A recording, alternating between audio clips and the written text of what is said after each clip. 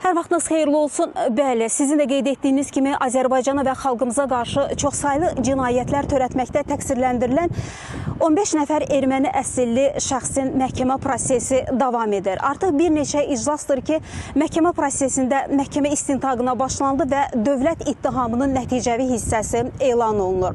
İttiham haqqında qeyd olunur ki, Ermənistan dövləti və onun silahlı qüvvələrinin birbaşa iştirakı ilə Azərbaycana qarşı təcavüzkar müharibə aparmaqdan ötürü cinayətkar dəstə yaradılıb. Hansı ki, 30 ildən çox bir müddətdə həmin cinayətkar dəstə Azərbaycana qarşı çoxsaylı cinayət əməlləri törədib. Bugün məhkəmə qarşısında əyləşən 15 nəfər də həmin cinayətkar dəstənin tərkibində fəaliyyət göstərib.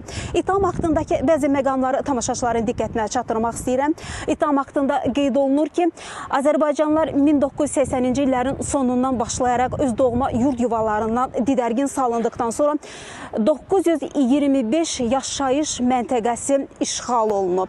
Nəticədə, yəni 12 şəhər, 18 qəsəbə daxil olmaqla Azərbaycanlılar öz doğma yurd yuvalarından didərgin salınıblar. Onların 37.168 əmlakına dövlət və xidmətlərində olan şəxsi bir də əmlaklarına 20 milyard manatdan çox ziyan dəyib.